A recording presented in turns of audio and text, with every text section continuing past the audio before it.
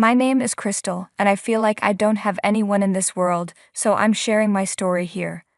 I've watched my husband become someone I don't recognize, a monster. I don't know how many of you have happy love stories, but I envy those who married their soulmates and are now living their best lives. I thought I was marrying my soulmate, Seth, but I was wrong. I married Seth out of love. We both had stable jobs and a good relationship before we got married. However, after we tied the knot, Seth suddenly quit his job without even talking to me about it first. He said, "Look, Crystal, I was getting depressed and burnt out at my last job, so I needed to quit. I'll apply for a new job soon, but I need a break. You'll have to support us until then." I replied, "I'm sorry you're feeling down, Seth, but you should have consulted me or told me that you were going to quit. I needed a heads up." He brushed it off, saying, "It's not a big deal, Crystal. It's just for a few months. After that, things will go back to normal." But things never went back to normal. I had to take on 2 jobs to support us, while Seth just sat around playing games all day. He didn't even help around the house. Even after months went by, things only got worse. I don't have a college degree, so I couldn't get high-paying jobs. We barely managed to get by, but after a few months we couldn't even afford the rent. That's when we had to ask for help from Seth's parents, Cole and Olivia. They were shocked to find out Seth had quit his job. They said, "Seth, what is wrong with you? You're going back to your old habits again. This is unacceptable." I asked, "What do you mean?" "Seth is a hard-working man, and I always knew him that way. This situation is unexpected. He hasn't been doing well mentally." They replied, "You don't know everything, Crystal. Seth has done this multiple times. He quits his jobs and then expects us to take care of him. Last time we threatened to cut him off if he didn't get a job. We forced him to go back to work, and after that he met you. We thought he had genuinely changed, but now we see he is back to his old ways. He says he is depressed, and he visited many therapists, but they all said there was nothing wrong with him. He was just playing us for free money." I was shocked to hear this about Seth. Believe me, during the 2 years we were in a relationship, Seth was a consistent worker. He never did anything like this. It only happened after the wedding. I had no idea this was a pattern. Seth tried to defend himself, saying, "Dad, you saw that I changed my ways. This is really an exceptional situation. We just need a little help for now. I'll find a job soon." His parents told him, "You better stick to your word, Seth. We won't let you mooch off your wife. She's a good person and deserves happiness.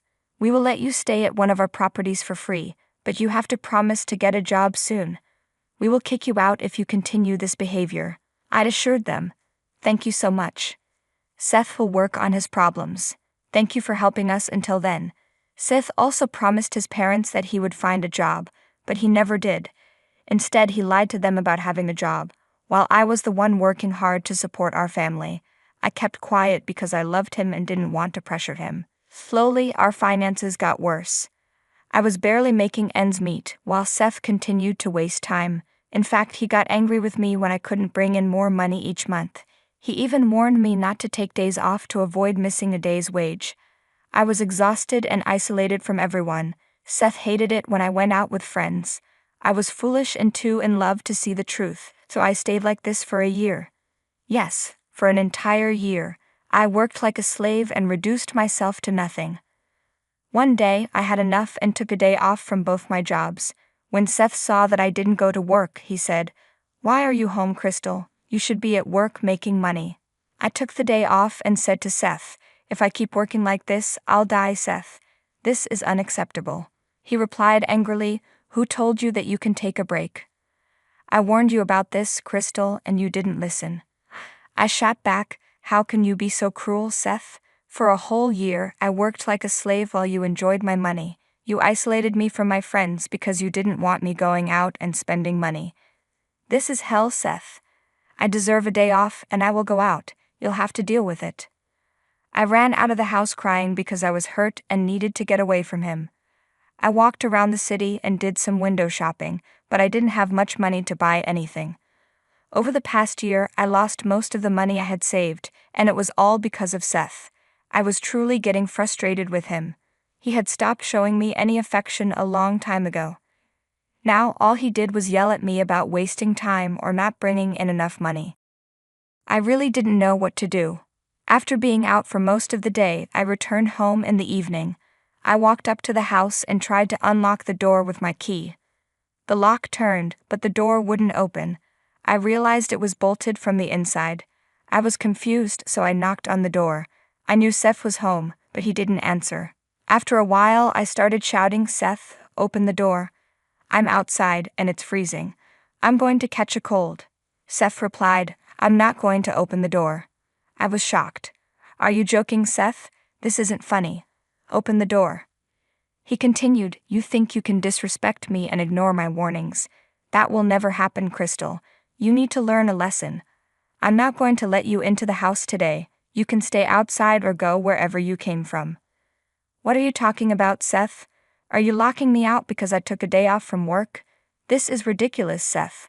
Let me in." "Knock all you want, Crystal. I'm not letting you in. Consider this a lesson for you." "I don't want you to ever behave this way again," Seth said, then started ignoring me completely. He didn't open the door and stopped responding to my calls. I kept pounding on the door and calling him, but he wouldn't answer. I was starting to freeze and didn't know what to do. Like a fool, I decided to wait a little longer, hoping his anger would disappear. I thought Seth wouldn't be so cruel as to actually lock me out of the house, but I was wrong. I sat there for 2 hours before I realized how abusive my husband had become. At that point, I felt completely alone. Seth had isolated me from my friends, and I didn't have any family in this state. I didn't know where to take shelter for the night. The cold was creeping in, and I started shaking from the chills. After thinking for a while, I decided to seek help from the only 2 people I knew well enough. I got into my car and drove straight to my in-laws' house. They were my only hope in this horrible situation. I knew they were good people and would help me out. I raced to their house and knocked on their door. Cole opened the door and was surprised to see me. After letting me in, he asked, "Hey, Crystal, what's the matter? Why are you crying?" "Oh my God, you poor thing, what's wrong? Is Seth okay? Why did you come alone?" "Seth locked me out of the house, guys. I was sitting outside for 2 hours before I drove here." "What the hell, Crystal? Why did he lock you out? What kind of prank is this? Don't tell me he's getting influenced by all those videos he watches." "No, Cole, he wasn't pranking me. He locked me out because I took a day off work. He doesn't like it when I take a break. I've been working 2 jobs to support us and I was feeling burnt out, so I went window shopping for a day. It's not like I can buy anything. I don't have money." Cole was shocked. "What in the world, Crystal? Why are you working 2 jobs? Seth has been telling us that he's earning enough for both of you. He even said he's asking you to leave your job and take a break. He's been lying to you guys. He never got a job after he left his last one. I don't think he ever sent any applications. He's been pestering me for money, so I had to take up 2 jobs. He gets upset when I take a day off because it means I'll get less money next month." I started to cry and poured my heart out to his parents. I knew he had been keeping them in the dark. I had supported his lies because I didn't want them to disown him. I loved a man who didn't even care about me. My pain and shame became too much for me to handle, so I broke down. His parents were horrified to know that their son had become abusive toward me. They were even angrier than I was. Cole started cursing out loud while Olivia quietly patted my back. When I was done crying, Cole said, "Crystal, don't worry. You are not alone. We are going to get you out of this situation. I can't believe our son has turned into a monster. I wonder where we went wrong with him. This is horrible. Crystal, please don't cry. We will figure out something, I promise." "I don't know what to do, guys," I said. "Truth be told, I don't even want to be in the same house as him. I don't know what to do or where to go." "Don't worry about those things, Crystal," Cole replied. "We'll take care of it. Let's go back to the house. I will go with you. It's time we taught Seth a lesson he'll remember." Cole took me to our house while Olivia stayed behind, as she was sure she would slap Seth if she saw him. When Cole and I got there, we knocked on the door, but Seth didn't open it. I heard him scream that he wasn't letting me in.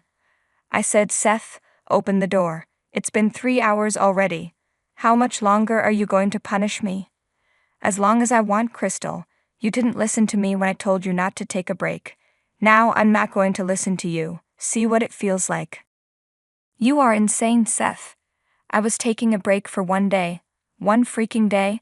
That doesn't mean I deserve to spend so many hours outside. You deserve to spend the night outside since you were so desperate for a break. You can stay out and take as much time as you need. I am not opening the door. You can keep knocking. Seth, open the damn door right now, Cole yelled. Open it or God help me, I will break this door down. After Cole called out to him, there was immediate silence. Seth knew he had messed up. He opened the door once he heard his father's voice. He immediately panicked and ran to get the door. When he saw us, he got even more nervous. His dad looked very serious, with a mean frown on his face. Seth nervously said, "Hey Dad, what brought you here? You didn't say you would stop by." "Drop the chit-chat, Seth. Tell me, who the hell are you to lock my daughter-in-law out of the house? Did you forget the fact that I own the place you live in?" "Dad, it's not like that," Seth said. "I was just pranking Crystal. It's not what you think it is. We were just joking around, right, Crystal?" "It is exactly what you think, Cole," I replied. "Seth kicked me out of the house because I took a day off work. He has been working me to the bone while spending my money and sitting around at home." "Seth, why the hell is Crystal telling me you left your job without even consulting with her? I let you stay here on the condition that you would work on yourself for your family. Then why am I hearing this about you?" At this point, Seth knew we had him in a corner. His lies were unraveling, and he had nowhere to hide. I would never have told people about my useless husband if it weren't for my pride. But he underestimated the power of a woman who has been abused for too long. I wasn't going to sit idle and take his abuse anymore. I was going to ruin him. Still, Seth tried his best to save himself. He said, "Dad, it's not like that. I swear I'm looking for jobs. It's just taking time. You know how bad the job market is right now. I've sent so many applications, but I haven't heard back from them yet." "Oh really, Seth? Well, why don't you show me all the job applications you have sent? Then we will decide if you are telling the truth." "Why do you need to see proof? Don't you believe your own child? This is ridiculous." "I don't need to show you any kind of proof. I'm telling you that I have sent numerous applications." No, Seth hadn't sent any applications. I knew that very well. He never tried to get another job after quitting his last one. He just planned to sit around and spend my money. Even Cole could understand that his son was up to no good. There was no way that Seth was telling the truth since he wasn't going to say anything. I said, "He hasn't sent out any applications, Cole. That's why he isn't showing you the proof. A position opened up at my office, and I told him to apply. He didn't and instead screamed at me, saying, 'How dare you tell me what to do? Seth, your mother and I allowed you to stay here so you could turn your life around. You fooled us into thinking you got a job and were contributing to your family. Now I see you're making Crystal work for the two of you while you do nothing but spend her money. Since you haven't held up your end of the bargain, I'm going to evict you from this house.'" "What? Dad, no. Please don't do that. Where will we go? You can't just kick us out like that. Crystal, look what you've gotten us into now. We'll both lose the roof over our heads. There is no point shouting at her, Seth. Crystal will come to stay with us, or in this house. You are the one getting kicked out. You don't have to worry about where Crystal will stay." "This is unfair. Crystal and I are a couple, so you can't separate us. You can't separate a married couple, for God's sake. I go where my wife goes, and that's final. If Crystal wants to stay married to me, she has to take me where she goes."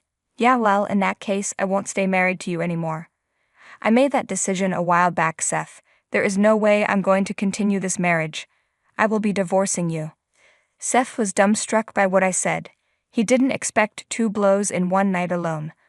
All his life, he used the people around him to fund his expenses to some extent. For the last year, he managed to throw all his responsibilities on others. He expected life to continue like that. However, that was not going to happen. His parents and I were going to stand up for ourselves. Seth understood that he had just nuked his life at that point. He suddenly changed his demeanor. He cried and begged me not to leave him. He said, "Crystal, don't do this. You can't be serious. You're throwing away so many years of our relationship for a small mistake. Look, I know I shouldn't have locked you out, but it was just one day. We can work this out."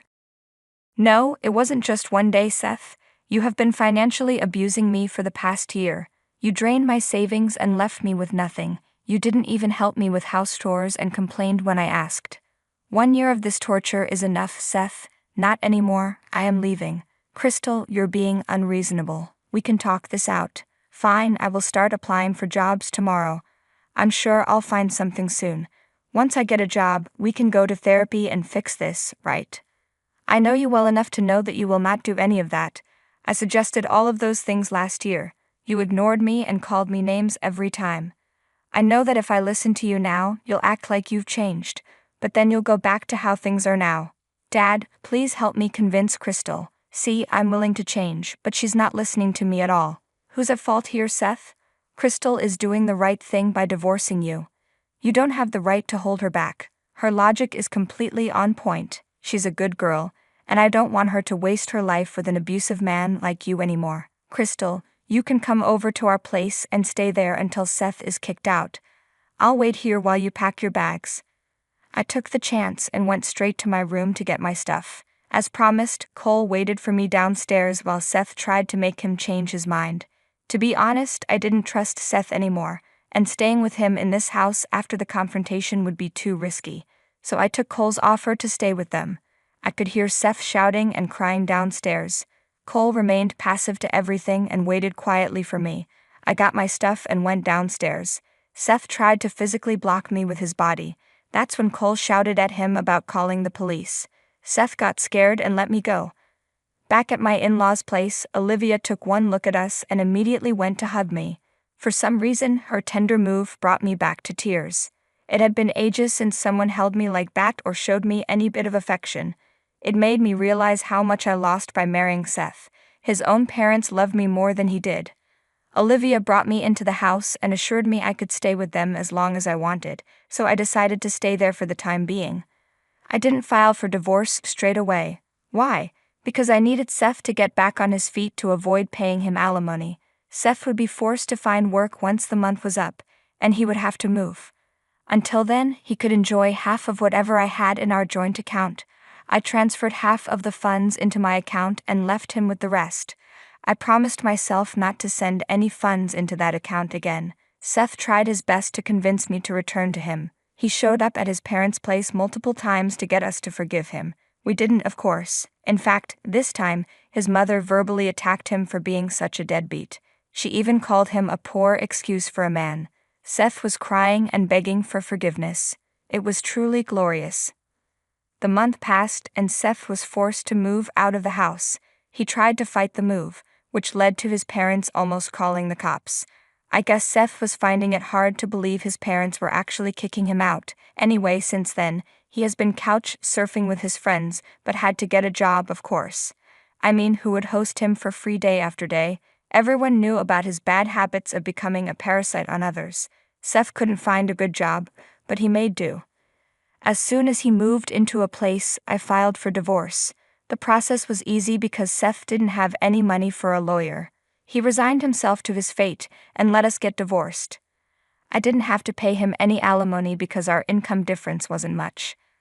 I left one of my jobs because I no longer needed to support another person. Plus, his parents were hosting me for free, which let me rebuild my savings. Anyway, we split amicably because we didn't have the means to fight. He apologized to me multiple times, but I didn't forgive him. I'm now living in a 2-bedroom apartment with a roommate. Things are picking up for me. I visit Olivia and Cole since they have become my family as well. They are also refusing to forgive Seth, and it doesn't look like their relationship will ever go back to normal.